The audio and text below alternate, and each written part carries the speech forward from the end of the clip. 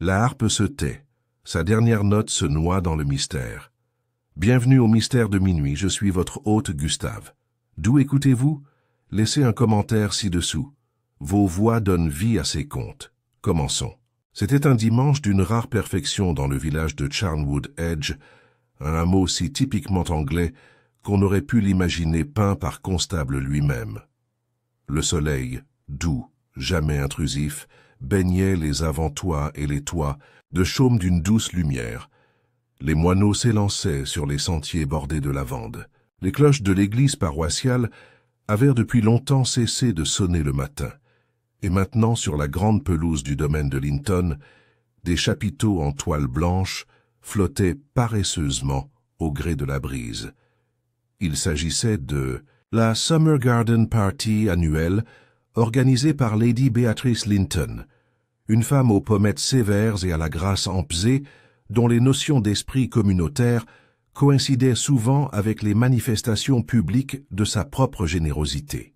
Les invités affluaient par dizaines, des matrones du village portant des chapeaux à large bord, des agriculteurs locaux en tweeds nettoyés et un étrange visiteur londonien qui semblait légèrement alarmé par les abeilles de la campagne. Il y avait des sandwichs aux concombres, des scones frais et une fanfare jouant près de la pergola aux roses. Et puis il y avait la harpiste.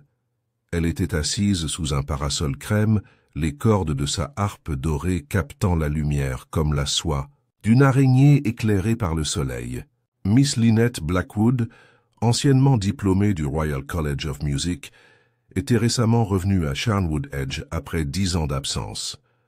Elle était belle d'une manière qui déstabilisait et attirait les regards, la mâchoire acérée et les cheveux argentés à peine 40 ans, ses yeux pâles comme du verre de glacier. Peu de gens en savaient grand-chose au-delà des chuchotements. Une fugue qui a mal tourné, un scandale dans une conservatoire lointaine, une dépression nerveuse murmurée sur un ton presque timide. Pourtant, elle jouait de manière exquise, et Lady Linton, fervente partisane du raffinement par la culture, l'avait engagée sans hésitation.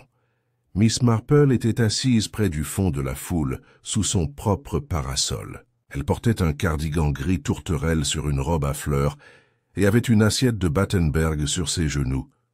Ses yeux bleus perçants, clignotant doucement derrière de délicates lunettes, observaient tout.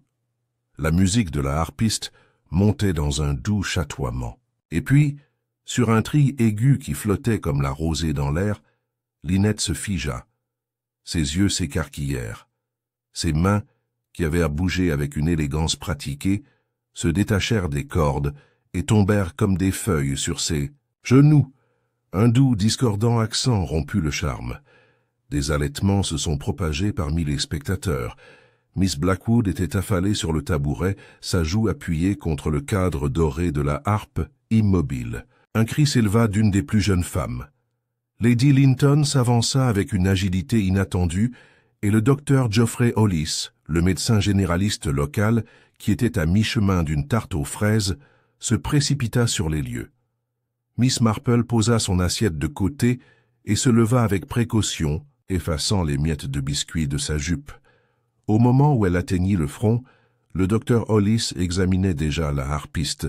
Il leva les yeux avec une mâchoire serrée. « Elle est morte », dit-il doucement mais fermement. Très soudain. Lady Linton pâlit et serra son collier de perles. « Mon Dieu, une crise, un accident vasculaire cérébral !» Le docteur Hollis n'a pas répondu immédiatement. Miss Marple, qui n'avait pas prononcé un mot, tourna légèrement la tête et regarda non. Pas le corps, mais la serviette en lin pâle soigneusement pliée sur la table d'appoint du harpiste. Un verre à moitié bu de sirop de fleurs de sureau se tenait à côté. Les fourmis commençaient à se rassembler sur une petite tache de gâteau au miel.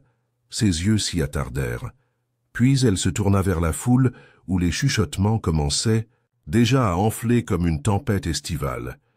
Quelque part derrière eux, la fanfare avait commencé à se rassembler dans un silence gênant. Les notes d'une valse à moitié jouée suspendues tristement dans l'air. Une mort lors d'une garden party n'était tout simplement pas une fatalité.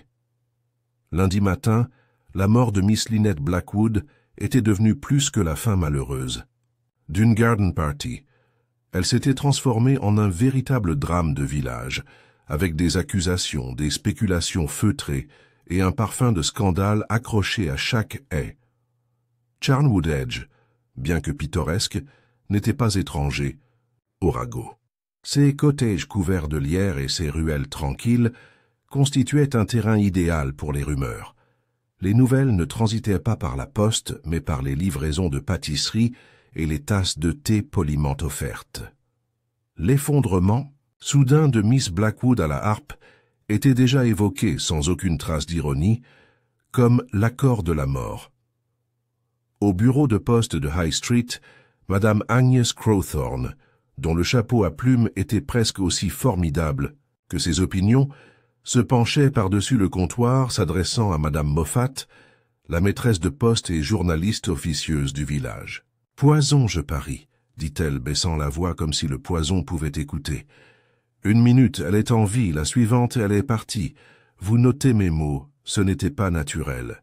Ce cordial qu'elle a bu avait l'air drôle, pâle, presque, trouble. » Madame Moffat, qui avait autrefois aspiré à devenir actrice, s'est penchée d'un air conspirateur. Le docteur Hollis a envoyé chercher le coroner de Market Darrington. Donc ça veut dire quelque chose. Et ils ont pris le verre. La harpe aussi. La harpe? Les yeux d'Agnès s'écarquillèrent. Que voudrait-il avec ça? Strings, dit Madame Moffat d'un ton énigmatique. L'assistant du coroner a dit que parfois du poison s'infiltrait à travers la peau. Ou ça aurait pu être quelque chose de pointu. On ne sait jamais avec les artistes, ils sont toujours dramatiques. Ailleurs dans le village, les conversations n'étaient pas moins spéculatives. Au salon de thé du village, The Lavender Pot, 3 des filles du vicaire étaient assises près de la fenêtre, partageant un Bakewell aux cerises et des théories feutrées. À la table du fond, M. Percival Green, qui se targuait d'avoir un jour serré la main d'un député en visite, a proclamé haut et fort que Miss Blackwood s'était probablement suicidée. « Les femmes surmenées et la tragédie vont de pair, » dit-il avec un signe de tête entendu. « C'est le tempérament. Les genres musicaux sont toujours instables. » À cela, le jeune M. Peter Linton, neveu de Lady Béatrice et plutôt réfléchi malgré ses fréquentes apparitions dans le pub local, a répondu « C'est de la pourriture, Green. Elle était parfaitement calme tout l'après-midi. Je lui ai parlé juste 1 heure avant que cela n'arrive. Elle semblait distante, » réfléchit Alice Pennington, la professeure de piano. « Pas malheureux exactement, mais pas à l'aise non plus. Pourtant un suicide lors d'un événement public, peu probable, n'est-ce pas ?» Peter fronça les sourcils. « J'ai entendu dire que le coroner avait exclu une insuffisance cardiaque. Il a dit qu'il n'y avait rien d'évident immédiatement. Miss Marple, quant à elle, avait entendu toutes ces choses, et bien plus encore, même si elle n'avait pas elle-même apporté un mot de théorie. Au lieu de cela, elle vaquait à ses occupations habituelles, marchant tranquillement du marchand de légumes au boulanger avec son panier en osier, échangeant des plaisanteries avec un doux « bonjour » et un sourire qui encourageait la confiance, mais révélait peu de choses.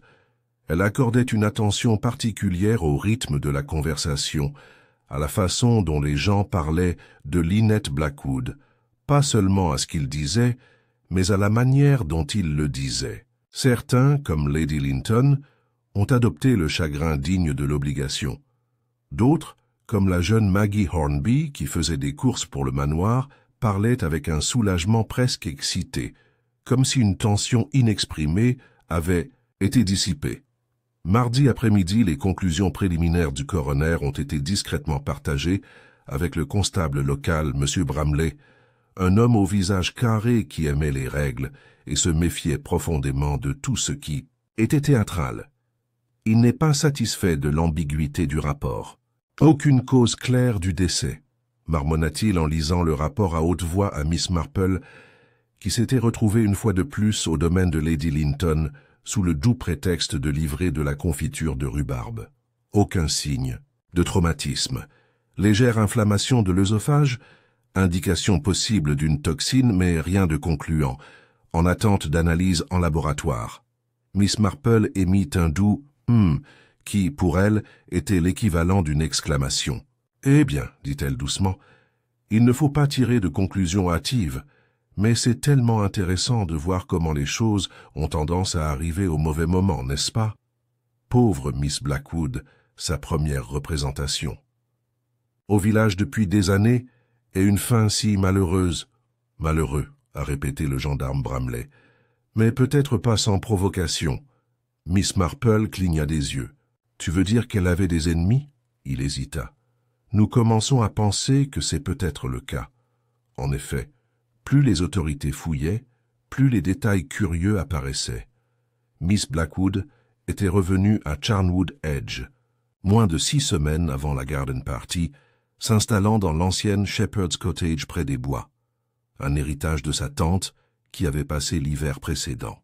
Elle était restée en grande partie seule, vue marchant seule tôt le matin, et entendue jouer de sa harpe tard dans la nuit. Elle avait refusé le panier de bienvenue de la guilde des femmes. Elle avait refusé d'aller à l'église.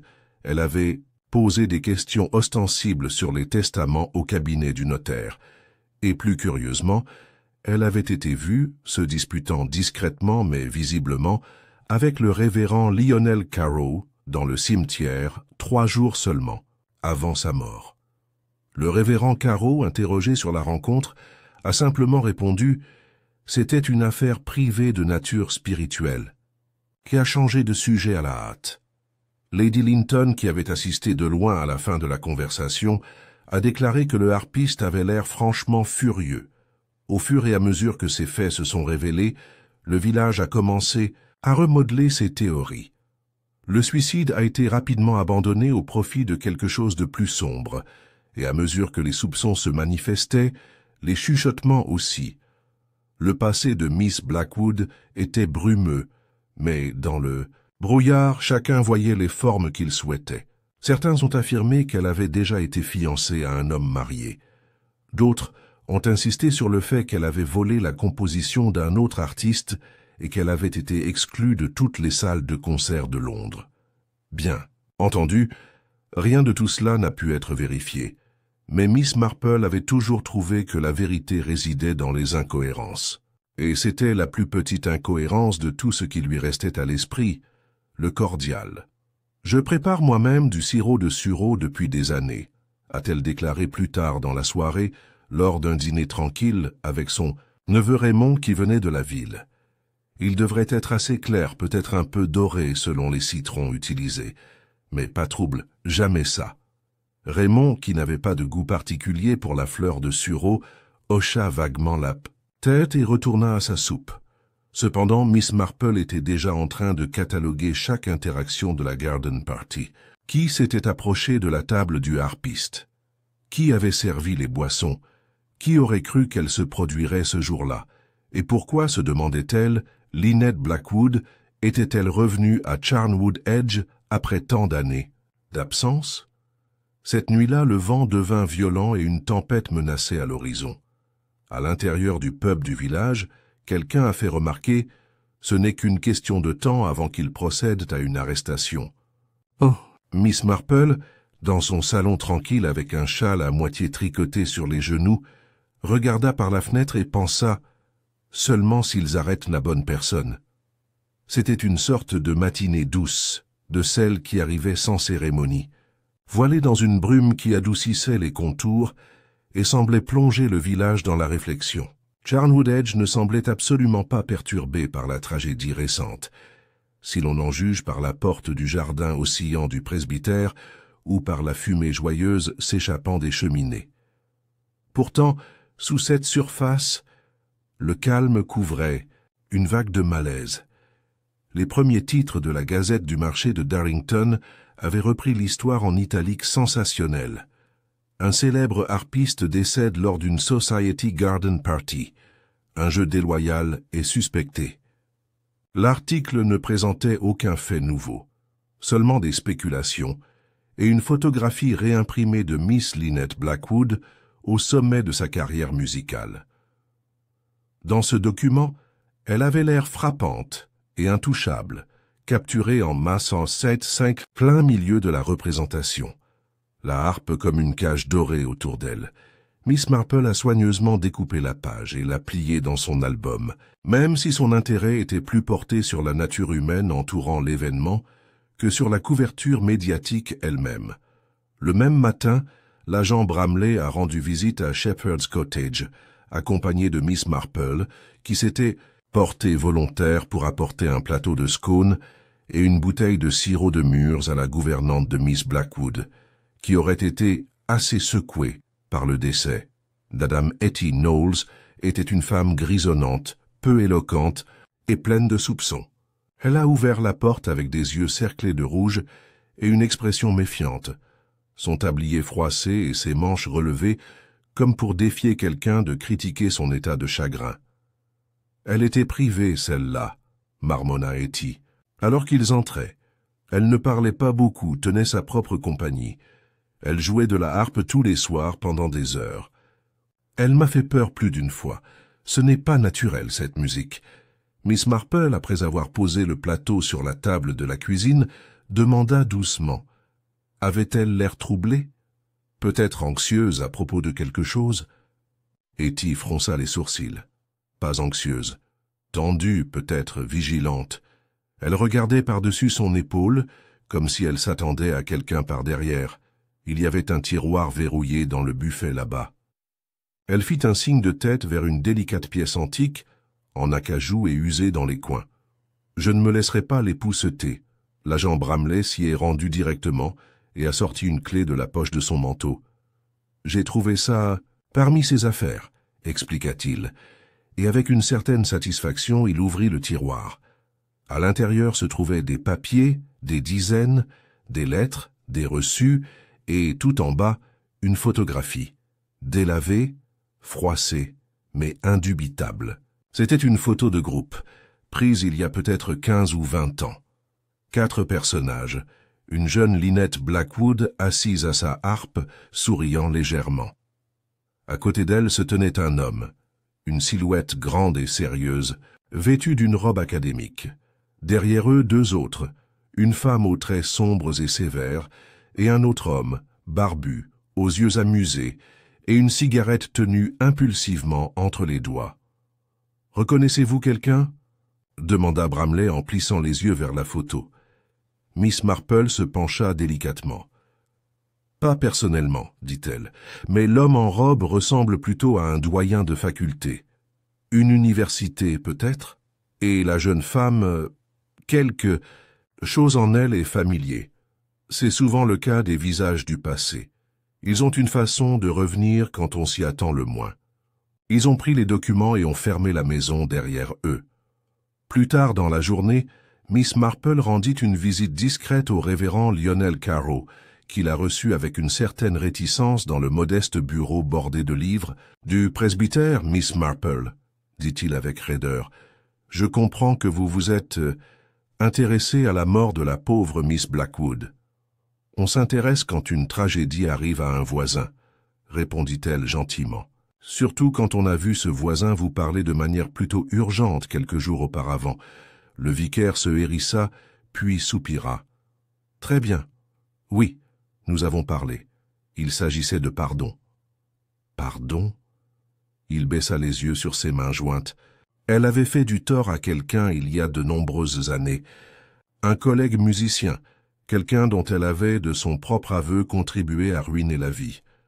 Elle craignait qu'il ne revienne.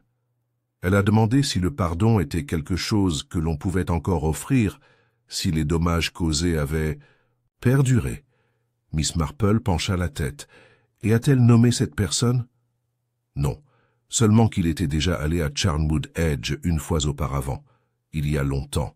La conversation n'apporta rien de plus, même si Miss Marple partit avec la nette impression que le vicaire en savait plus qu'il n'était prêt à partager. Elle le remercia néanmoins gentiment et s'arrêta dans le cimetière sur le chemin du retour, regardant le vent onduler dans l'herbe.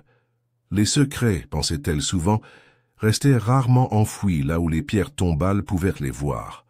Ce soir-là, Lady Linton a organisé un petit dîner pour restaurer le rythme, Social du village, comme elle le dit.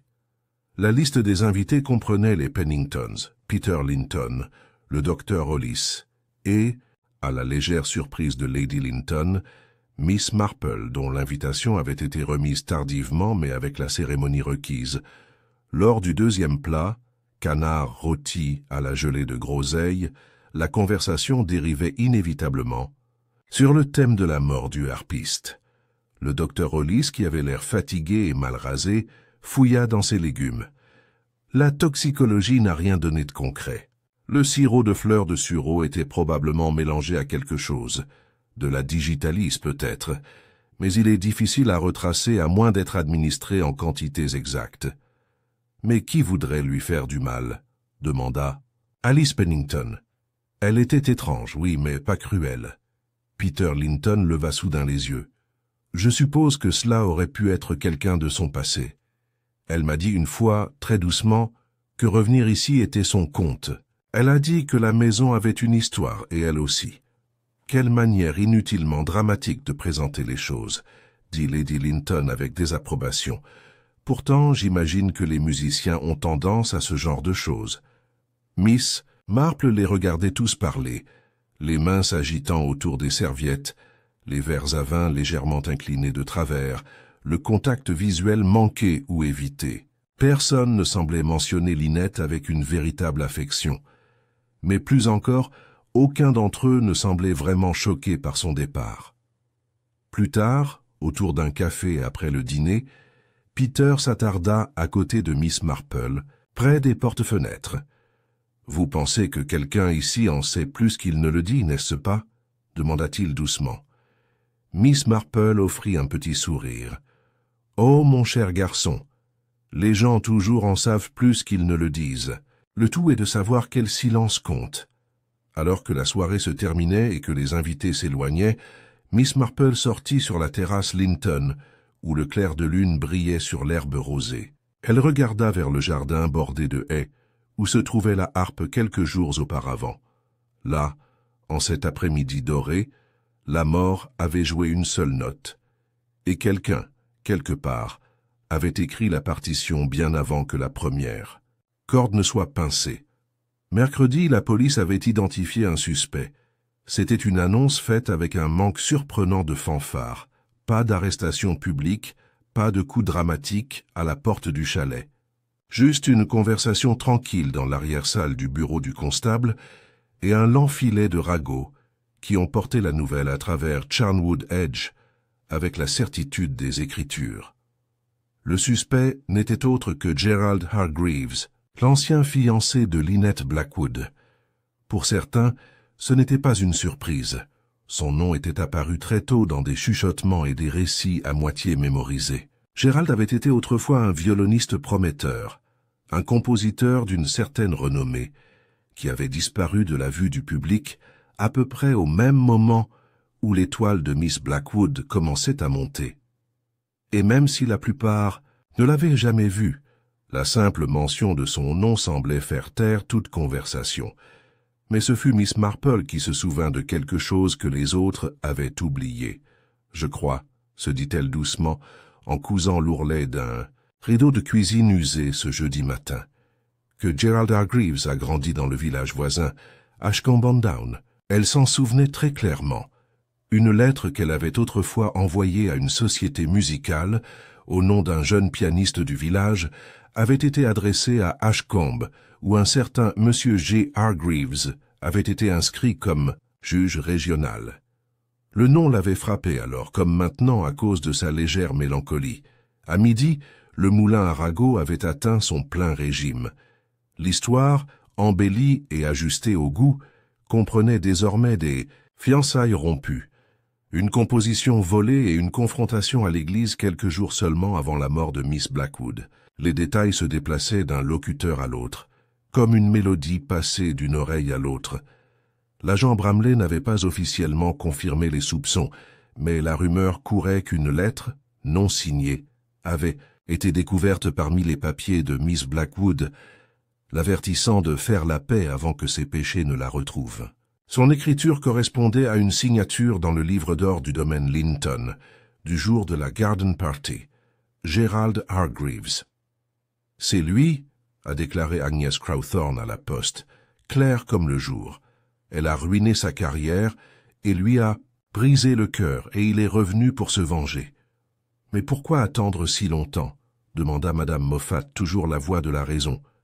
S'il avait voulu lui faire du mal, il ne l'aurait sûrement pas fait en public. Il y avait des dizaines de témoins. Agnès lui fit signe de partir. « Du théâtre, ma chère. » Il voulait un public. Ces types d'artistes ont toujours besoin d'une scène. Miss Marple ne dit rien en entendant cela, mais elle remarqua la certitude avec laquelle les gens adoptèrent l'idée. Il avait la netteté d'un mot croisé résolu, trahison amoureuse, rivalité professionnelle, rancune de longue date, chaque chose à sa place. Mais Miss Marple se méfiait des récits soignés. Cet après-midi-là, comme interpellé par la vague montante de rumeurs, Gerald Hargreaves apparut. Il est arrivé au parc du village dans une automobile de location, paraissant 10 ans plus âgé que sa réputation ne le suggérait. Son visage était décharné, ses cheveux autrefois noirs étaient désormais parsemés de gris. Il portait un manteau de laine trop lourd pour la saison et un étui à violon, même si personne ne pouvait dire où il avait l'intention d'en jouer. Il ne s'est pas rendu au bureau du constable. Au lieu de cela, il se rendit directement au presbytère, où le révérend Caro le reçut à huis clos. Il faisait presque nuit lorsque Miss Marple l'aperçut, sortant du cimetière et se dirigeant vers l'auberge. Elle s'approcha doucement de lui alors qu'il s'arrêtait devant The Crooked Lantern, le pub local. « Monsieur Hargreaves » dit-elle d'un ton chaleureux et interrogateur. Il se tourna méfiant, ses yeux scrutant son visage. « Je m'appelle Jane Marple. J'habite ici dans le village. J'ai connu Miss Blackwood. Un peu. » Il l'étudia encore un instant, puis lui fit un bref signe de tête. « Au final, tu la connaissais mieux que moi. C'est une chose triste à dire. » Il détourna le regard vers les vignes rampantes sur le mur de l'auberge. Auparavant, elle était brillante. Pas seulement en tant qu'interprète, en tant que personne, mais elle a changé. N'est-ce pas tous? Il eut un rire amer. Certains changent parce qu'ils grandissent, d'autres parce qu'ils pourrissent. Les yeux de Miss Marple, doux derrière ses lunettes, se tournèrent brièvement vers l'étui à violon à ses côtés. « Tu joues toujours? Pas professionnellement. Pas depuis des années. J'enseigne. C'est à peu près tout ce pourquoi je suis bon maintenant. » Elle pencha la tête. « Es-tu revenu la voir? » « Je ne suis pas venu pour la tuer, si c'est ce que tu veux dire. »« Je n'ai pas dit que tu l'avais fait. » Il lui lança un regard amusé. « Tu n'étais pas obligé. » Ils ne parlèrent plus, mais l'échange laissa Miss Marple perturbée, non pas à cause de ce qu'il avait dit, mais à cause de ce qu'il ne l'avait pas dit. Le lendemain matin, l'agent Bramley a interrogé Gérald formellement. Hargreaves a admis avoir écrit la note, bien qu'il ait nié qu'il s'agisse d'une menace. « Elle a demandé pardon, a-t-il déclaré, et je voulais qu'elle sache que je ne pouvais pas l'accorder. Ce n'est pas un crime. Mais cela suffisait à le maintenir sous des soupçons informels. Il n'avait aucun alibi pour le moment précis de la mort de Miss Blackwood. Personne ne se souvenait de l'avoir vue à la table des rafraîchissements ou près de la harpe. Et même s'il n'y avait aucune preuve de poison sur sa personne, il avait certainement été suffisamment proche pour le délivrer. S'il l'avait voulu vendredi, le village était fermement convaincu de sa culpabilité. L'affaire, pour la plupart, était réglée. Mais Miss Marple n'est pas convaincue. Elle était assise dans son jardin ce soir-là, les ombres longues et bleues traversant, l'herbe réfléchissant à l'étrange affaire de M. Hargreaves. S'il avait revenu pour se venger, pourquoi maintenant? Et pourquoi du poison? C'était un homme qui portait sa rage sur son visage. S'il était véritablement venu régler de vieux comptes, ne l'aurait-il pas fait plus directement? Plus important encore, pensa-t-elle. Pourquoi jouer? Pourquoi? Accepter de jouer à la garden party si elle se sentait en danger? Cette pensée la frappa soudain, comme le pincement aigu d'une note discordante. Et si elle n'était pas du tout d'accord? Miss Marple se leva et se dirigea vers son bureau. Elle trouva le programme de la garden party, soigneusement plié dans la manche de son sac à main. On y lisait « Interlude musical, 15h15, Miss Lynette Blackwood, harpiste, sur demande spéciale ». Il lit « Il n'y avait pas de signature, aucune note de son acceptation. » Et Lady Linton avait pris soin de dire que Miss Blackwood avait gracieusement accepté de se produire, mais Miss Marple ne se souvenait pas avoir jamais entendu la harpiste elle-même en parler. Elle enfila son manteau et partit pour Linton Hall. Lady Béatrice la reçut avec une courtoisie serrée. « Miss Marple, à quoi dois-je... »« Je me demandais... » l'interrompit gentiment Miss Marple. « Si vous pouviez me montrer la lettre d'invitation que vous avez envoyée à Miss Blackwood, celle dans laquelle vous lui demandiez de jouer. » Lady Linton se raidit. « Eh bien, je n'ai jamais vraiment écrit pour elle, en tant que telle. J'en ai parlé à Maggie Hornby. Vous savez, la fille qui livre les choses pour moi. Et elle m'a dit qu'elle demanderait directement à Miss Blackwood. Est-elle revenue avec une réponse? Elle a dit que Lynette avait accepté. Maggie a dit qu'elle l'avait même aidé à choisir une pièce. Le front de Miss Marple se plissa. « Et tu ne l'as pas confirmé toi-même » ? Je n'y avais pas pensé. Le programme avait déjà été imprimé. Miss Marple lui offrit un gentil sourire et remercia son hôtesse, mais son esprit tournait. Le premier suspect, semble-t-il, n'était peut-être pas Gerald Hargreaves. Il se pourrait bien que ce soit la personne qui a placé Lynette Blackwood devant cette harpe, qu'elle veuille être là ou non. Le samedi matin est arrivé avec une brise qui remuait les coquelicots devant la fenêtre de Miss Marple et transportait le faible son d'une cloche venant de la place du village, où les enfants se rassemblaient pour jouer au cricket. Pour un observateur occasionnel, cela aurait semblé une journée ordinaire du genre qui s'intègre parfaitement dans le modèle confortable de la vie de Charnwood Edge. Mais Miss Marple en savait plus. Elle avait passé une grande partie de la nuit à réfléchir aux faits de l'affaire, tricotant sans rien faire tandis que ses pensées couraient comme des fils qui leur étaient propres. Quelque chose dans le récit ne convenait pas, ni avec Gerald Hargreaves ni avec le cordial, et certainement pas avec le rôle de Maggie Hornby dans l'organisation de la performance de Miss Blackwood. Le premier faux suspect était apparu, trop évident, trop commode. Et pourtant, c'était dans cette évidence que Miss Marple trouvait souvent les détails cachés qui manquaient aux autres. En milieu de matinée, elle rendit une fois de plus une visite tranquille au domaine Linton, demandant cette fois à parler avec Maggie elle-même. La jeune fille, âgée de 16 ans seulement, avait la silhouette raide et le visage bruni par le soleil d'une personne née dans la vie de village. Elle apparut dans la cuisine, s'essuyant les mains avec son tablier. « Je suis désolé de vous déranger, ma chère, » dit gentiment Miss Marple, « mais je suis très curieuse. Lorsque vous avez remis le message de Lady Linton à Miss Blackwood, au sujet de la représentation, comment avait-elle l'air?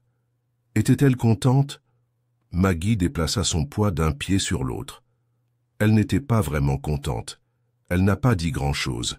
Elle m'a juste regardé et a hoché la tête. Puis elle a dit que je pouvais aider à ramasser le morceau si je le voulais et m'a demandé de lui trouver un verre frais pour sa boisson. Elle t'a demandé d'aller chercher un verre? Oui, madame. J'ai dit que celui sur sa table était poussiéreux et sentait le moisi. Alors je l'ai apporté à la cuisine et je lui en ai acheté un propre. L'expression de Miss Marple ne changea pas, mais son esprit s'éclaira comme une lanterne. Et c'est toi qui as servi le cordial? Non, madame. Elle l'a fait elle-même, après avoir rapporté le verre. J'ai juste essuyé la table et déplacé la serviette pour qu'elle ne prenne pas le vent. Très attentionné de votre part. Miss Marple la remercia et partit sans tambour ni trompette, mais elle sentit une tranquille certitude se presser contre sa poitrine. Plus tard, de retour chez elle, elle sortit la coupure de journal qu'elle avait cachée, le gazette-article, avec la photographie granuleuse de Lynette Blackwood en pleine représentation. Elle examina attentivement la harpe. Pas la femme, pas l'expression de son visage, mais la table à côté d'elle. Il y avait quelque chose d'étrange là-dedans. Elle sortit sa loupe et regarda à nouveau. La position de la serviette. Il n'était pas plié à plat comme cela avait été décrit sur les lieux. Sur la photo, il était plié vers le haut, comme s'il avait été drapé sur quelque chose. Un brouillon peut-être, ou un moment maladroit. Ou peut-être que quelque chose était caché dessous. La serviette avait été dérangée. Ses pensées se tournèrent une fois de plus vers le cordial. Miss Blackwood avait refusé le verre original et en avait demandé un autre.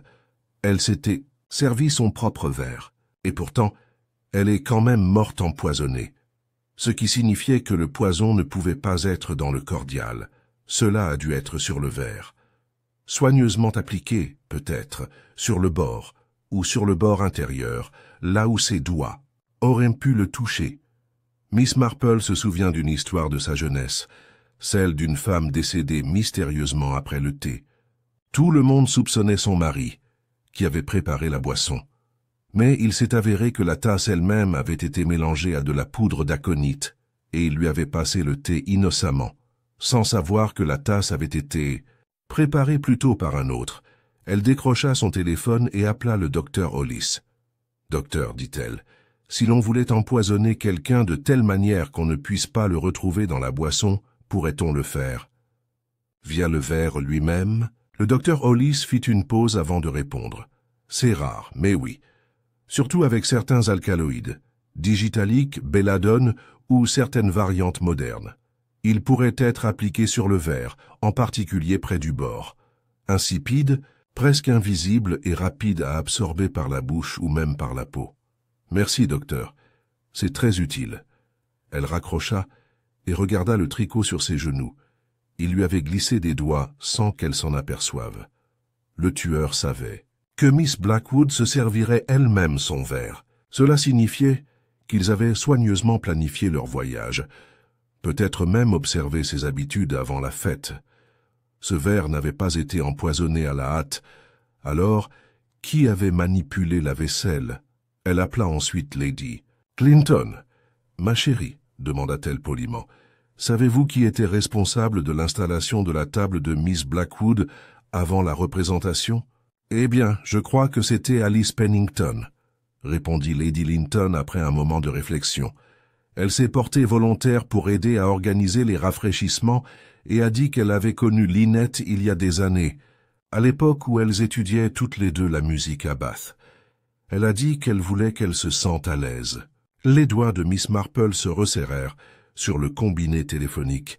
Alice Pennington, Alice Polly, sans prétention et serviable, qui avait mentionné au dîner à quel point Miss Blackwood ne semblait pas tout à fait à l'aise, qui s'était insérée dans les arrangements, qui avait autrefois étudié la musique, même si elle n'avait jamais parlé en profondeur de son séjour à Bath, et qui, Miss Marple s'en rendait maintenant compte, ressemblait beaucoup à la femme aux cheveux noirs sur la photo trouvée dans le tiroir de Shepherd's Cottage. Plus tard dans l'après-midi, elle a demandé à rencontrer Alice pour le thé. Ils étaient assis dans le salon bien rangé de Miss Marple, le service à thé luisant, une assiette de gâteau aux graines, entre eux. Alice arborait son sourire habituel, mais il y avait une certaine raideur dans ses manières. Ses doigts s'agitaient avec sa tasse de thé. « J'imagine que les choses ont été plutôt tendues, » dit agréablement Miss Marple. « Pauvre Miss Blackwood, une telle tragédie. »« Oui, » dit Alice. « Impensable, vraiment. Qui ferait une telle chose ?»« Eh bien, » dit Miss Marple, « je me demande parfois si les gens n'agissent pas par colère, mais par humiliation. Et combien de temps une personne peut porter une telle blessure sans la laisser apparaître ?» Alice la regarda attentivement, puis baissa rapidement les yeux.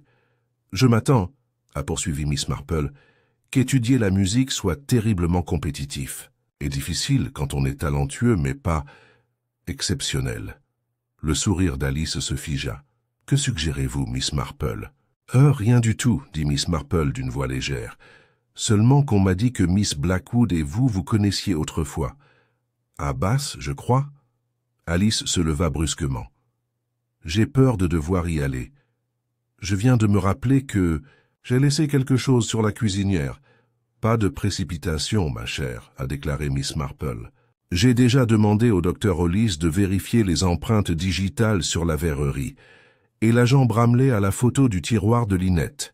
Tout un ensemble, n'est-ce pas? Il y a toutes ces années, 4 musiciens, 1 étoile, et 3 qui ont dû applaudir depuis les coulisses. Le visage d'Alice était devenu tout à fait blanc. « Je ne sais pas ce que tu penses faire. »« Je tricote, » dit Miss Marple. « Mais j'écoute pendant que je couse. Et ce que j'ai entendu me dit que Lynette Blackwood n'était pas la seule interprète ce jour-là. Quelqu'un d'autre avait préparé son propre spectacle. Un spectacle de vengeance, mis en scène tranquillement.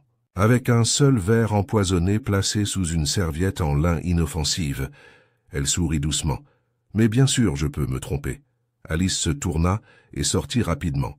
Miss Marple regarda la porte se fermer et chercha à nouveau ses aiguilles. Le tueur ne s'était pas révélé par des aveux, mais par une réaction. Le dimanche est arrivé dans un calme dense, presque surnaturel, comme si le village lui-même retenait son souffle. Les cloches de l'église sonnaient comme d'habitude, et les fidèles entraient dans St. Mildred avec des chapeaux, des gants et des plaisanteries murmurées, mais derrière chaque signe de tête poli se cachèrent des questions toujours, sans réponse. Le mystère de la mort de Lynette Blackwood planait comme le tonnerre de l'été, lourd attendant. Miss Marple n'a pas assisté au service ce matin-là. Au lieu de cela, elle a écrit une note à l'intention du gendarme Bramley et y a joint une liste de noms accompagnée d'une simple demande. « S'il vous plaît, parlez avec ces personnes de leur histoire avec Miss Blackwood. Vous trouverez peut-être leurs souvenirs éclairants. » Elle plia ensuite soigneusement la lettre, la glissa dans une enveloppe à l'écriture délicate et la confia au jeune Tommy Redfern, qui la remit à la police avec une intention solennelle et la main tachée de confiture. Dans l'après-midi, 2 affrontements discrets avaient eu lieu, chacun rapportant bien plus que ce que le gendarme espérait. La première était avec Alice Pennington. Ayant reçu le récit de Miss Marple, Bramley s'approcha d'Alice au studio de piano qu'elle avait quitté, son arrière-salon. Elle répétait un nocturne de Chopin lorsqu'il frappa, et bien qu'elle ouvrît la porte avec une politesse posée, elle ne l'invita pas à entrer. « Je suis très occupé aujourd'hui, gendarme. »« Je comprends, » dit-il. « Mais j'ai quelques questions. Sur votre relation avec Miss Blackwood. » La main d'Alice hésita légèrement sur la poignée de porte. « Je vous l'ai déjà dit. Nous avons étudié ensemble à Bath, brièvement. »« Ce n'est pas tout à fait l'image que j'ai, Miss Pennington, » répondit Bramley. « D'après les archives de l'Académie, pour lesquelles j'ai appelé ce matin, vous n'étiez pas simplement des camarades de classe. Vous avez été colocataires pendant un certain temps, et il y a eu une dispute. Elle serait dit. Elle m'a trahi. L'a-t-elle fait? Elle a volé une de mes compositions, dit Alice, sa voix basse mais aiguë. Nous étions censés soumettre des œuvres originales à un sponsor du conservatoire. J'ai laissé la mienne sur le piano. Elle l'a copiée, l'a revendiquée comme la sienne et a remporté la commande. J'ai été humilié. La faculté a rejeté mon accusation comme de la jalousie. Elle a dit que je n'avais aucune preuve. Et tu ne l'as pas fait. Non, murmura-t-elle. Pas alors. Pourtant tu es resté au village après toutes ces années. Et quand elle est revenue, je pensais avoir fait la paix avec ça. Mais quand je l'ai revue, sur la pelouse ce jour-là, baignée dans l'admiration de tous, tout est revenu. Tout cela. Elle a souri comme si de rien n'était, comme si elle n'avait pas détruit ma carrière. L'agent Bramley fit une pause. Vous avez dressé sa table. Vous étiez seul avec le verre. Alice croisa son regard sans ciller. Et as-tu trouvé du poison dessus? Non. Mais nous pouvons toujours. Elle ne dit rien de plus, et Bramley partit avec un étrange sentiment de déflation. Elle ne l'avait pas avoué, mais elle ne l'avait pas non plus nié. Les blessures les plus graves, pensa-t-il, étaient les plus discrètes. Le genre qui suppurait derrière la courtoisie et le service du thé. La deuxième confrontation fut plus surprenante. Cet après-midi-là, le révérend Carrow reçut un deuxième visiteur, le docteur Geoffrey Hollis. Le médecin revenait tout droit du cabinet, sa blouse blanche remplacée par une modeste veste, le front ridé par la fatigue. « J'ai dû vous demander, » dit-il sans préambule, « pourquoi elle est venue vous voir. Miss Blackwood, je veux dire. Carrow, pâle et pensif, soupira. Elle voulait l'absolution. Pourquoi? Pour ce qu'elle a fait à Alice, et à quelqu'un d'autre. Le révérend a récupéré une lettre dans un tiroir verrouillé de son bureau. Elle m'a donné ça la veille de la fête.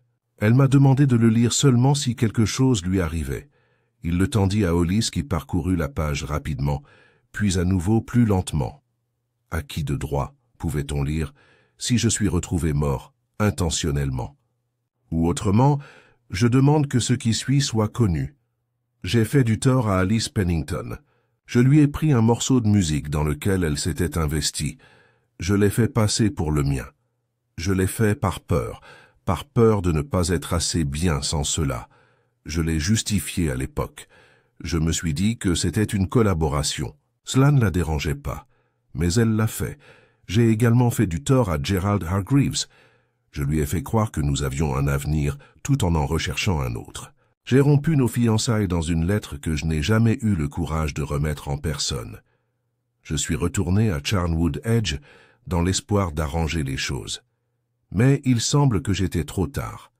Ci-dessous se trouvait sa signature. « Cela change les choses », murmura Hollis. « En effet, dit le révérend, mais je ne peux toujours pas dire si sa mort était un suicide ou une punition. » Ce soir-là, Miss Marple rendit une autre visite, cette fois à Gerald Hargreaves, à l'auberge, tas du village. Il était assis dans un coin, buvant du thé plutôt que quelque chose de plus fort, son étui à violon posé à côté de lui comme un vieil ami. « J'ai entendu parler de la lettre, » dit-il sans lever les yeux. « Elle souhaitait faire amende honorable, » répondit doucement Miss Marple. « Elle a toujours eu un sens avec les mots, mais les mots ne défont pas ce qui est fait. Pourtant, » a déclaré Miss Marple, « le pardon est aussi une sorte de justice. » Il la regarda alors. « Croyez-vous qu'Alice l'a fait? Je crois qu'Alice est capable de ressentir de grands sentiments. Et je crois qu'elle a laissé ce sentiment s'exprimer bien trop longtemps. Mais ce n'est pas un oui. » Miss Marple sirota son thé. « Il y a bien plus à considérer. Par exemple, pourquoi Miss Blackwood a insisté pour servir son propre verre? Pourquoi elle a changé son verre? Et pourquoi quelqu'un se donnerait la peine d'empoisonner le bord plutôt que le liquide? » Les sourcils de Gerald se froncèrent. « Tu penses qu'elle s'attendait à quelque chose? » « Je pense qu'elle soupçonnait quelque chose ou quelqu'un, et il resta longtemps silencieux. Finalement, il a déclaré « Elle est venue me voir la veille de la garden party. Elle m'a demandé si je la détestais. Et qu'as-tu dit? » J'ai dit que je ne savais pas. Miss Marple hocha lentement la tête. Elle avait peur, mais elle a quand même accepté de jouer, ou avait l'impression qu'elle n'avait pas le choix. Cette nuit-là, Miss Marple était assise près de la fenêtre de sa chambre, la lumière de sa lampe de lecture projetant une petite lueur dans l'obscurité. Ses doigts s'agitaient négligemment pendant qu'elle tricotait, mais son esprit était ailleurs. Parcourant la séquence des événements, la toile de ressentiment et de regret tissée entre 4 musiciens, dont 3 étaient encore en vie. Elle avait déjà vu des crimes passionnels. Elle avait vu la jalousie éclater de manière horrible et désordonnée. Mais cela avait l'air d'une performance, de préméditation, du timing. Elle se tourna de nouveau vers le détail qui l'avait hanté. La serviette. Celui drapé, pas posé à plat. Pourquoi personne d'autre ne l'avait-il remarqué? Parce que personne n'avait regardé la table du harpiste avant le cri, parce que tous les regards étaient tournés vers la performance. La boisson était versée bien en vue, mais personne ne remarqua la main qui tendait le piège devant elle. Miss Marple ferma son sac à tricot et attrapa son manteau. Il y avait encore une confrontation dont elle avait besoin. Pas demain. Ce soir.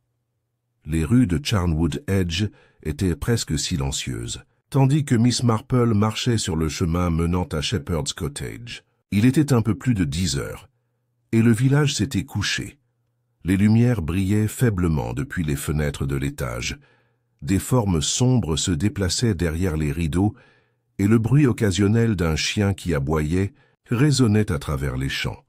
Elle portait une petite lanterne dans une main et son sac dans l'autre, non pas parce qu'elle s'attendait à rester longtemps, mais parce que Miss Marple croyait qu'il fallait être prête. Les étoiles étaient claires au-dessus, et la lune projetait suffisamment de lumière pour que les haies paraissent argentées à leurs extrémités. Shepherd's Cottage se dressait sombre et penché à l'orée du bois, ses murs couverts de lierre luisant de rosée. Miss Marple avait parlé plus tôt avec Madame Knowles, la gouvernante, et avait obtenu la permission de récupérer un châle que Lynette lui avait prêté une fois, une petite fiction, mais qui lui permettait de revisiter l'espace privé de la harpiste. À l'intérieur, l'air sentait légèrement l'eau de rose et le vernis. La harpe se tenait toujours près du foyer, désormais drapée d'un drap blanc. Miss Marple traversa la pièce avec une précision tranquille, examinant la disposition des meubles, le bureau et la petite table d'appoint près du canapé. Elle s'agenouilla soigneusement et ouvrit le tiroir qui contenait les papiers privés de Lynette. Vide maintenant. Elle jeta un coup d'œil à la bibliothèque à côté. Sur l'étagère du milieu se trouvait une poignée de partitions, certaines avec des annotations manuscrites. Un titre s'est démarqué, « Lamentation en sol mineur », allegretto pour cordes. Elle le souleva doucement, feuilletant les pages, jusqu'à atteindre la fin. Là, sous un arpège écrit au crayon, se trouvait un léger gribouillage, à l'origine celui d'Alice, 2009. « Pardonnez-moi ». Miss Marple expira doucement. Ce n'était pas une preuve de meurtre, mais c'était un aveu de culpabilité, un aveu que Lynette avait caché, espérant peut-être que quelqu'un le retrouverait après sa mort. Elle glissa la partition dans son sac et se leva. Puis elle a remarqué quelque chose d'étrange. Sur la cheminée au-dessus de la cheminée froide se trouvait un petit cadre photo en argent. La photo à l'intérieur était familière. Une image posée de 4 musiciens, la même que celle du tiroir de Lynette. Mais ici, le cadre avait été déplacé, incliné très légèrement. Miss Marple l'a récupéré. Derrière, il y avait un bout de papier plié, rentré au dos du cadre. Elle l'ouvrit lentement. C'était un reçu. Daté de 4 jours seulement avant la fête. Acheté à la pharmacie de Market Darrington. L'article « Teinture de belladone, collyre, prescription ». Prescrit à Dr Geoffrey Hollis, Miss Marple. Restait immobile. Pendant un long moment, elle ne dit rien. Puis elle plaça soigneusement le reçu dans son sac, éteignit la lampe et quitta la maison derrière elle. Le lendemain matin, il y eut une atmosphère d'anticipation étrange et piquante. Alice. Pennington avait fermé son studio pour la journée. Gerald Hargreaves était toujours à l'auberge, emportant son violon et parlant peu. Et le docteur Hollis, désormais le point central inattendu des soupçons de Miss Marple, était en opération, soignant une cheville gravement tordue depuis la pelouse du village. Mais Miss Marple n'a rendu visite à aucun d'entre eux. Pas encore. Au lieu de cela, elle retourna auprès de Lady Linton. Dans la véranda, autour d'un thé et de tranches de gâteau Dundee, elle a abordé le sujet avec « Soin, Lady Béatrice, je suppose que le docteur Hollis ne vous a jamais exprimé de sentiments privés à propos de Miss Blackwood. » Lady Linton pinça les lèvres. « Geoffrey. Oh, je suppose qu'il l'aimait à sa manière. Il s'inquiétait beaucoup de sa santé et se plaignait de son habitude de sauter des repas et de rester éveillé toute la journée avec sa harpe. Mais pourquoi demandez-vous » Miss Marple pencha la tête. « Seulement parce que j'ai trouvé curieux qu'une personne aussi étroitement impliquée dans l'enquête ait une histoire aussi personnelle avec le défunt. » Lady Linton parut surprise. « Oh, mais Geoffrey ne la connaissait que par moi. Je les ai présentés. Il ne l'avait pas vue depuis des années. » Miss Marple sirota son thé, puis demanda doucement « Saviez-vous qu'il lui avait déjà proposé ?» Il y eut un moment de silence stupéfait. Lady Linton le regardait fixement. « Proposé ? Geoffrey. Il l'a fait. Peu de temps après son retour à Charnwood Edge. Je l'ai découvert grâce à une note plutôt révélatrice laissée chez elle. Elle a refusé. J'en ai peur. Doucement, mais fermement. Ma parole. dit Lady Linton en clignant des yeux. « Je n'en avais aucune idée. Non. Et je soupçonne que peu de gens l'ont fait. Cela aurait blessé sa fierté, vous ne pensez pas? Être refusé, surtout par quelqu'un dont le passé n'a pas été sans... complexité. » Lady Linton se raidit. « Vous ne voulez pas dire qu'il... Geoffrey? Je ne veux rien dire pour l'instant. Mais il convient de noter qu'il avait accès à la teinture de belladone, une substance dangereuse à dose suffisante. Il a signé l'ordonnance lui-même. Et bien qu'elle soit habituellement utilisée pour la dilatation des yeux, elle peut, si elle est mal administrée, s'avérer tout à fait mortelle. » La tasse de thé de Lady Linton vibra légèrement dans sa soucoupe. « Pardonnez-moi, » dit doucement Miss Marple. « C'est juste une pensée, mais je pense que le gendarme devrait y donner suite. » Dans l'après-midi, le calme s'était levé. L'agent Bramley, bien que réticent à poursuivre le médecin de manière trop agressive, a accepté de l'interroger davantage. Le docteur Hollis a été convoqué à la police pour ce qui a été poliment appelé une clarification. Dans le petit bureau, Miss Marple était assise à l'écart pendant que Bramley présentait le reçu et le posait sur le bureau. « Vous avez acheté ceci 4 jours avant la mort de Miss Blackwood. » Hollis le regarda sans surprise. « Oui, pour un patient. Je l'utilise pour certains types de fatigue oculaire. Je signe des ordonnances depuis des années. Vous êtes certain que c'était pour un patient? J'en ai écrit tellement. Il est possible que je le lui destine, en fait. » Lynette, elle se plaignait de maux de tête après avoir joué. Miss Marple intervint doucement. « Vous n'en avez pas parlé auparavant. Je ne pensais pas que c'était pertinent. Et l'a-t-elle utilisé? » Le docteur Hollis hésita. « Pas ce que j'ai vu. » Miss Marple le surveillait attentivement. « Docteur Hollis, puis-je vous demander, avez-vous géré les rafraîchissements lors de la garden party? » « Non, » dit-il rapidement. « J'étais assis avec la fanfare. Je ne me suis pas du tout approché de la table de représentation. Tu es sûr? Je suis sûr. » Mais la voix de Miss Marple restait calme, parce que plusieurs personnes se rappellent que vous vous êtes dirigé vers la table juste après l'arrivée de Miss Blackwood. Ils ont dit que vous vous êtes penché pour lui parler, que vous lui avez touché l'épaule et que vous avez posé quelque chose sur la table. Une serviette, je crois. Hollis la regarda. Bramley se pencha en avant. « Se trompe-t-il, docteur? Je l'ai peut-être salué? Oui. Et placé une serviette?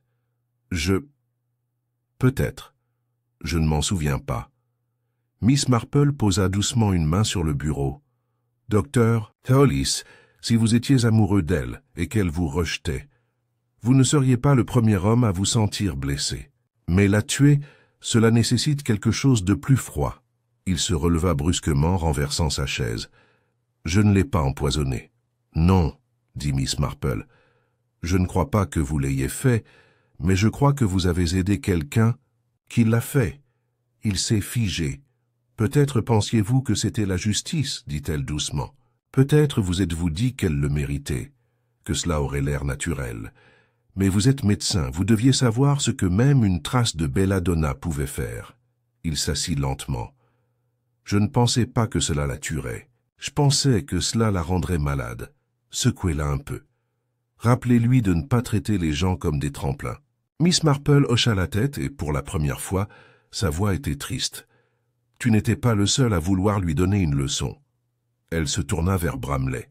« Nous devons reparler à Alice Pennington. » Parce que maintenant, pensa Miss Marple, la représentation était entrée dans son dernier mouvement. Alice Pennington répondit à la porte avec un sourire soigneusement construit. Elle avait changé depuis leur dernière rencontre. Le léger tremblement de ses mains avait disparu, ses yeux étaient plus brillants, plus clairs, même si les rides au coin de sa bouche s'étaient creusées. Son studio de piano sentait l'encaustique au citron et les sachets de lavande, trop parfaitement disposés, trop stériles pour le confort. Miss Marple se tenait sur le perron avec son expression calme habituelle, un châle tricoté soigneusement drapé sur ses épaules. « J'espère que je ne suis pas intrusif, a-t-elle déclaré. Je vous ai apporté un livre qui, je pense, pourrait vous plaire. quelque chose de plutôt introspectif sur une violoncelliste qui perd sa capacité à jouer et trouve la paix dans « Quel enseignement ?» Alice cligna des yeux. « Merci, c'est attentionné. » Elle s'écarta et laissa entrer Miss Marple.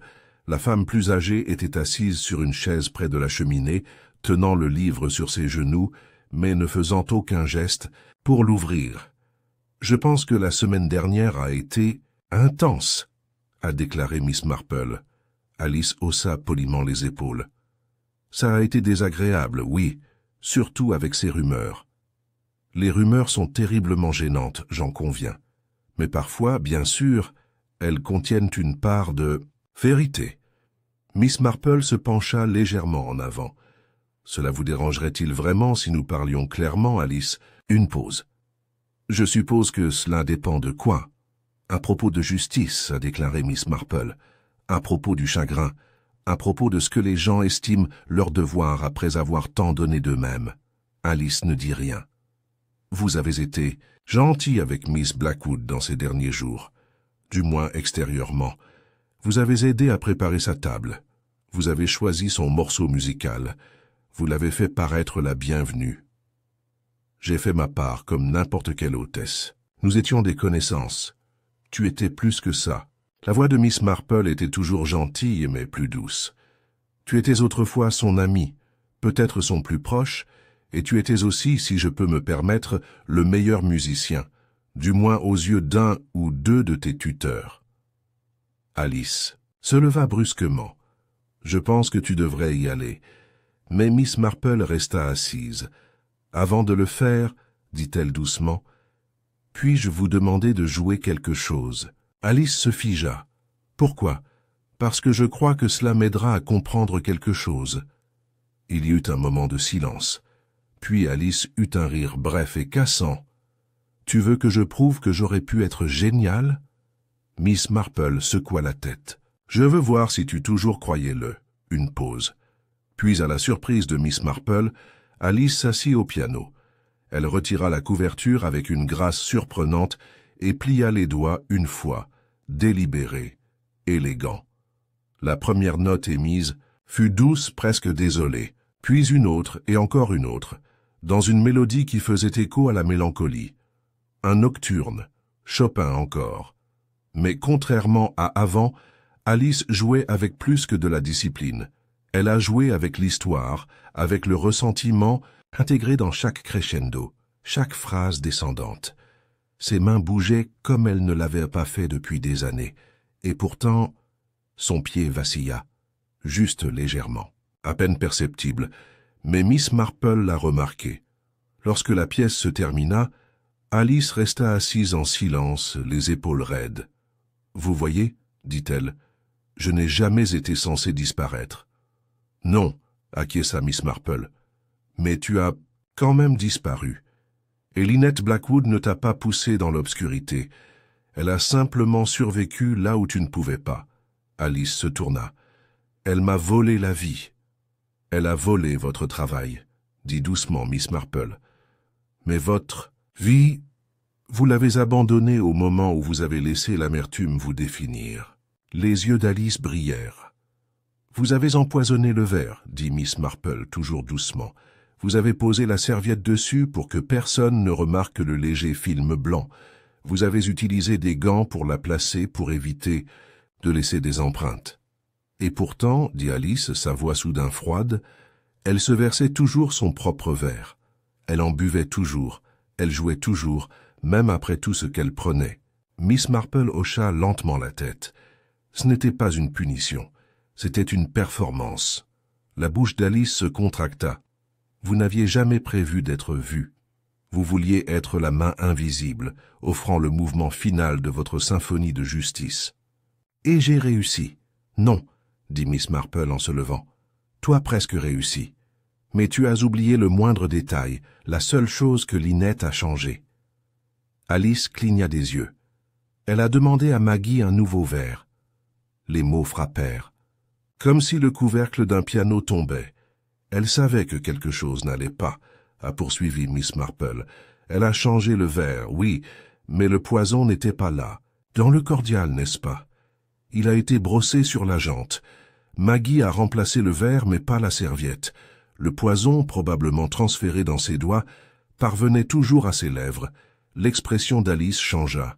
« Elle ne se doutait pas toi, n'est-ce pas ?»« Non, » murmura Alice. Elle pensait que c'était Gérald ou Geoffrey, mais pas la femme calme qui souriait poliment et lui tendait une partition. Miss Marple fouilla dans son sac et en sortit la photo du quatuor, froissée et délavée. « Just he. Crois que Lynette a placé ça dans le tiroir parce qu'elle voulait se souvenir de ce que vous étiez l'un pour l'autre. Avant la trahison, avant l'amertume, je l'ai placé sur cette photo, murmura Alice. Je l'ai présentée à tout le monde. Je lui ai donné sa première représentation. Et elle t'a laissé derrière elle. » Alice ferma le couvercle du piano. « Pensez-vous que je suis méchant? Je pense que tu es blessé, et je pense que tu as laissé cette blessure se transformer en quelque chose de monstrueux. » Miss Marple se dirigea vers la porte. « J'ai demandé au gendarme Bramley d'attendre juste dehors. » Alice n'a pas répondu. Alors que Miss Marple ouvrait la porte, un léger bruit de pas approcha. Bramley entra tranquillement. Alice leva les mains en signe de reddition, mais il n'y eut pas de panique, pas de cri. Elle se contentait de regarder Miss Marple avec des yeux creux. « Tu avais raison. Je pensais que si elle jouait encore une fois, si elle jouait et que tout le monde la voyait tomber, je ressentirais quelque chose. Un triomphe, peut-être. »« Et vous l'avez fait ?»« Non, » murmura Alice. Seulement le silence. Dehors.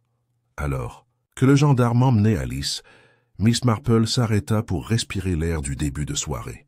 La cloche du village venait de sonner 6 heures. Une grive chantait depuis une haie. Et du presbytère voisin parvenaient les douces notes d'un hymne en cours de répétition. Un monde comme toujours qui continue.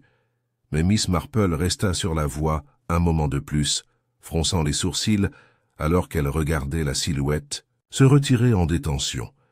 Il y avait encore un fil qui n'était pas à sa place, une fin qui reste à régler. Cela aurait été tellement chouette que le mystère s'arrête là. Alice Pennington, escortée tranquillement hors du village par l'agent Bramley, avait avoué avec le stoïcisme de quelqu'un qui se croyait moralement justifié. Le village, comme on pouvait s'y attendre, reprenait son souffle et exhalait des ragots. Le professeur de piano.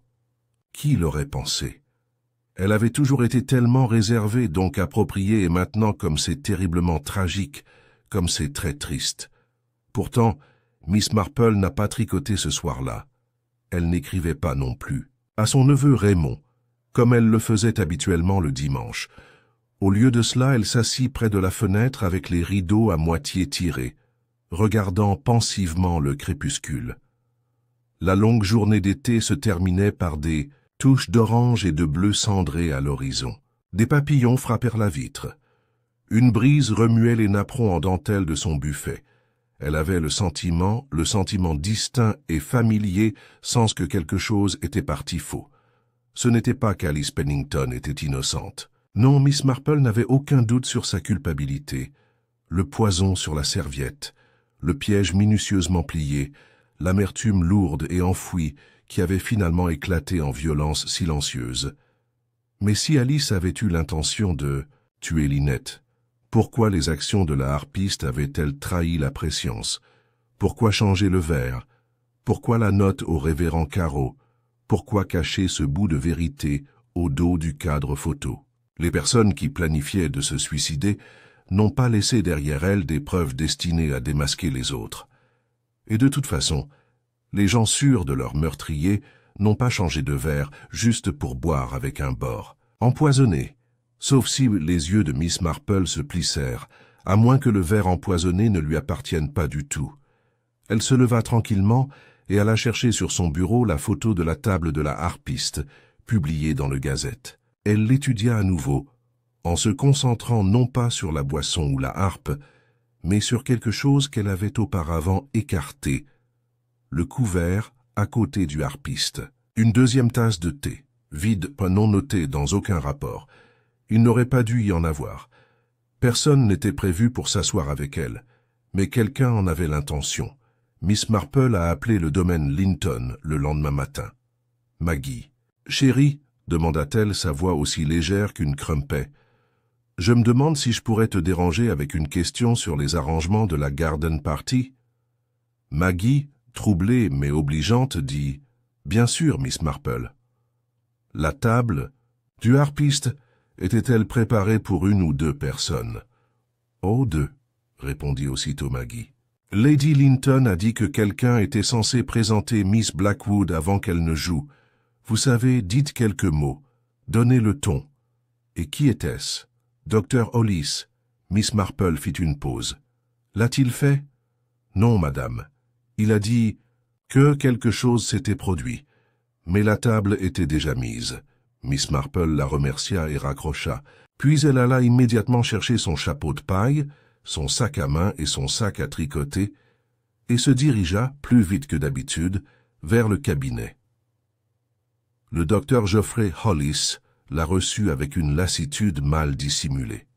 Son cabinet était silencieux, les fenêtres entr'ouvertes pour laisser entrer l'air frais du matin, mais l'homme lui-même semblait loin d'être à l'aise. « J'ai dit aux gendarmes tout ce que je savais, Miss Marple. »« Pardonnez-moi de vous déranger, docteur, » dit-elle, en s'installant dans le fauteuil des visiteurs avec une élégance pratiquée. « Mais je trouve que la vérité arrive souvent par parties, comme une symphonie dont le dernier mouvement manque. » Il n'a pas répondu. « Je me demande, a-t-elle poursuivi, si vous aviez peut-être prévu de rejoindre Miss Blackwood à sa table, ce jour-là. » Hollis cligna des yeux, puis acquiesça lentement. « Oui, j'étais censé la présenter. Et pourtant tu ne l'as pas fait. » Il soupira. « J'ai changé d'avis. Cela ne me semblait pas approprié. » Le regard de Miss Marple était fixe. « Vous lui aviez proposé, n'est-ce pas? » Sa mâchoire se serra. « Je l'avais fait. Insensé, je sais. Et elle a refusé. Elle a dit qu'elle n'était pas faite pour la vie domestique. Elle a dit que l'amour était une indulgence qu'elle ne pouvait plus se permettre. » Miss Marple offrit un petit sourire triste. « Et alors vous vous êtes arrangé pour la présenter, peut-être dans l'espoir de partager ce moment. Mais ensuite, la voyant à nouveau si calme, si radieuse, vous vous êtes éloigné. » Il hocha lentement la tête. « J'étais en colère. Pas de vengeance, mais... oui, en colère. »« Mais tu avais déjà posé ta serviette, ton verre. » Il la regarda, surpris. « Elle n'était pas censée boire dans le verre empoisonné, » dit doucement Miss Marple. « Vous l'étiez. » Son souffle se coupa. « Docteur Hollis, continua-t-elle, vous n'aviez pas l'intention de la tuer. Mais vous étiez complice de la préparation. Alice vous a donné la teinture. Vous étiez censé la rendre malade, juste assez pour l'embarrasser, pour gâcher la performance. Vous avez placé la substance sur ton fer, certaine qu'elle n'y toucherait pas. Vous avez même reculé espérant prendre vos distances physiquement et émotionnellement. » Il se leva, mais lentement, comme si l'air s'était épaissi. « Elle s'est servi son propre verre, » murmura-t-il. « J'ai utilisé le verre que j'avais. À laisser. Je n'ai jamais pensé... Vous étiez censé la rejoindre, Geoffrey, » dit doucement Miss Marple. « Mais vous vous êtes retiré de la scène, laissant une tasse empoisonnée et une performance pour laquelle elle n'a jamais eu besoin d'être présentée. » Il baissa les yeux sur ses mains, visiblement tremblant. « Je ne l'ai pas tuée. Pas exprès. »« Non, » dit Miss Marple, « mais vous avez fourni le poison. Vous avez aidé à placer l'instrument dans la main d'un autre. Cela vous fait partie de la mélodie, j'en ai peur. » Plus tard dans la journée, Miss Marple retourna dans son salon. Le gendarme Bramley avait déjà été prévenu. Le docteur Hollis avait accepté de faire une déclaration complète. Tranquillement, en privé et sans résistance, Alice Pennington est restée celle qui lui a administré le contact fatal. Mais c'était Hollis qui avait mis en œuvre le plan et lui avait remis l'ingrédient clé, sans savoir peut-être que la performance et la fierté sont les 2 éléments les plus volatiles du cœur d'un musicien. Et Lynette Blackwood, qui avait senti une trahison dans le vent, avait opéré un changement désespéré et instinctif. Il avait essayé d'éviter le danger pour finalement tomber dessus. Miss Marple s'assit enfin avec son tricot et laissa les aiguilles claquer calmement pendant que le soleil pénétrait à travers ses rideaux de dentelle. Elle regarda un moineau s'installer sur le rebord de la fenêtre, les plumes gonflées de satisfaction. L'affaire a été résolue. Mais l'âme, les liens brisés des amitiés passées, les regrets, l'amour jamais revenu, restaient enchevêtrés, bien hors de portée de la plume d'un agent de police. Cela faisait 2 semaines jour pour jour que Lynette Blackwood était morte, sous la tonnelle de roses, lors de la garden party du domaine de Linton, et le village de Charnwood Edge avait, avec une lente réticence, repris son rythme habituel. Le kiosque à musique sur le green était à nouveau vide. Le temps avait changé, et une fine bruine flottait sur les champs comme un souffle sur du verre. Les discussions sur le meurtre étaient passées du feu de forêt à la braise, toujours brûlante, mais plus furieuse. Alice Pennington est restée en détention à la prison du comté, dans l'attente d'une accusation formelle d'homicide involontaire. Ses aveux, bien que brouillés par l'émotion, avaient été corroborés à la fois par les preuves matérielles et par la déclaration, tranquillement angoissée du docteur Hollis. Miss Marple, de son côté, avait repris ses habitudes domestiques avec une précision réconfortante. Sa dahlia avait commencé à fleurir. Elle avait adopté un nouveau modèle de cardigan. Son thé de l'après-midi reprit aussitôt à 4 heures. Pourtant, comme toujours, elle regardait. C'est le dimanche suivant, nuageux et solennel, que le révérend Lionel Carroll choisit pour la première fois d'en parler ouvertement. Son sermon intitulé « Sur la fierté et le pardon » n'a fait aucune mention de nom. Et pourtant, personne sur les bancs n'a compris. Il a parlé de talent, enfoui plutôt que partagé, d'amour méprisé et d'ego trop fragile pour se plier. Il parlait de vengeance déguisée en justice et de justice diluée dans le silence. Miss Marple était assise à 3 rangées du devant, les mains gantées croisées sur ses genoux, les yeux brillants sous le modeste bord de son chapeau.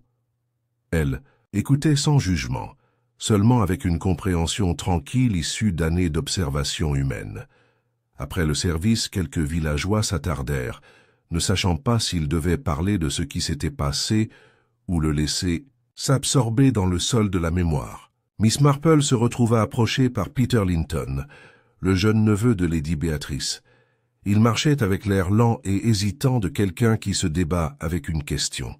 « Miss Marple, » dit-il d'une voix basse, « pensez-vous qu'elle le méritait vraiment? Miss Blackwood, je veux dire. » Elle se tourna vers lui avec douceur. « Une mort méritée? Certainement pas. Mais elle a blessé les gens, n'est-ce pas? »« Oui, » répondit doucement Miss Marple. « Elle l'a fait. Elle a pris ce qui n'était pas à elle. Elle a renvoyé les gens qui l'avaient aimée. Elle a vécu sa vie comme une soliste s'attendant à ce que l'orchestre la suive. » Peter baissa les yeux sur le gravier. « Alors pourquoi est-ce que je me sens toujours désolé pour elle ?» Miss Marple posa une main gantée sur son bras. « Parce que vous êtes gentil, et parce que la punition, la vraie punition, tombe rarement. Sur ceux qui la méritent au bon moment, ou de la bonne manière. C'est la triste et humaine vérité. » Ils restèrent silencieux un instant de plus. Alors Pierre demanda « Raconteras-tu un jour l'histoire complète à quelqu'un ?» Miss Marple secoua doucement la tête. « La police sait ce qu'elle doit faire. Le tribunal jugera en conséquence. Pour le reste, les souvenirs sont comme des phrases musicales. Parfois, il vaut mieux les laisser se résoudre tranquillement, sans autre note. » Il sourit faiblement, acquiesça et prit congé. Plus tard dans l'après-midi, Miss Marple était assise dans son salon et lisait les temps musicaux qui venaient de publier une petite nécrologie de Lynette Blackwood. C'était respectueux, bien, que vague. Mademoiselle Blackwood, autrefois une étoile montante de la harpe, est décédée subitement lors d'une représentation dans son village d'enfance. Ses contributions à l'interprétation classique britannique ont été remarquables, même si sa carrière a été marquée par des interruptions. Elle ne laisse dans le deuil aucun parent connu. Il n'y avait aucune mention d'Alice Pennington, de Gerald Hargreaves ou du verre empoisonné. Aucun murmure sur ce qui s'était réellement passé. Et pourtant, pensa Miss Marple, c'était peut-être mieux. Un récit public, comme une représentation publique, exigeait de la clarté, simplicité, une fin satisfaisante. Mais les histoires humaines n'étaient pas des concertos. Ils étaient en désordre, tissés de regrets, de paroles à moitié prononcées, des décisions cruelles de la jeunesse et des récriminations silencieuses de l'âge. Miss Marple a siroté son thé et a réfléchi à chaque acteur du drame. Alice Pennington, dont le ressentiment fermentait dans le noir depuis plus d'une décennie. Pas né méchant, mais épuisé par l'injustice perçue et l'érosion de la reconnaissance. Une femme dont la vie avait autrefois été pleine de musique et dont la fierté avait fait entendre la voix la plus forte. Dr Geoffrey Hollis, trop intelligent et trop blessé pour son propre bien. Dans l'espoir d'humilier Lynette, de la rendre malade, de lui délivrer un avertissement habillé en conséquence, pour ensuite finir complice d'une tragédie. Sa propre fierté, tout aussi dangereuse dans son calme suffisant. Gerald Hargreaves, qui avait autrefois aimé et été rejeté, qui n'était pas revenu pour se venger mais pour tourner la page. Peut-être souffre-t-il encore, mais libre de culpabilité. Depuis il était retourné à Ashcombe, emportant avec lui son violon et son silence. Et puis Lynette Blackwood, brillant, égoïste, radieux et seul. Une femme au talent énorme et aux angles morts, tout aussi énormes. Elle avait blessé les autres. Mais elle avait essayé même tardivement de se racheter. Elle avait laissé derrière elle bien plus que de la musique. Elle avait laissé derrière elle une dernière leçon involontaire. L'amertume et l'ego, une fois nourris, deviennent des meurtriers à la fois de soi et des autres. On frappa à la porte. Miss Marple posa sa tasse et l'ouvrit pour trouver Lady Linton elle-même, vêtue de gris de deuil de bon goût. « Je voulais vous remercier », dit-elle simplement en entrant avec une élégance tranquille. « Pour avoir géré cela avec dignité. Vous avez laissé la vérité éclater sans spectacle. C'est toujours mieux quand les choses se déroulent lentement, a déclaré Miss Marple. Comme de la dentelle. Lady Linton fit une pause. Et puis-je demander ce qui va se passer maintenant? Miss Marple sourit. Les tribunaux décideront. Jusqu'où va la culpabilité de chaque personne? Alice sera probablement jugée pour homicide involontaire. Le docteur Hollis pourrait faire face à des conséquences professionnelles, peut-être pénales, peut-être pas. « Et toi ?» demanda Lady Linton, les sourcils légèrement arqués.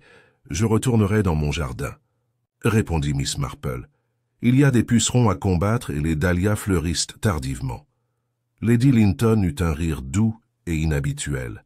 « Cela ne vous touche jamais vraiment, n'est-ce pas? »« Oh, ça touche, » dit Miss Marple, les yeux fixes. Mais on apprend où le laisser s'installer.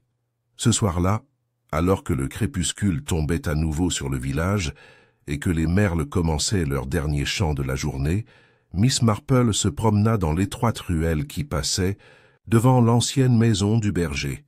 Les fenêtres étaient désormais fermées. La maison était redevenue calme. Un vent remuait le lierre. Quelque part, une corde de harpe tintait légèrement. Un tour de mémoire, peut-être, ou d'imagination. Miss Marple sourit intérieurement et déposa un petit bouquet de fleurs sauvages sur le pas de la porte. « Repose-toi maintenant, » murmura-t-elle. Elle se retourna et redescendit l'allée. Derrière elle, le dernier accord, silencieux et final, restait dans l'air.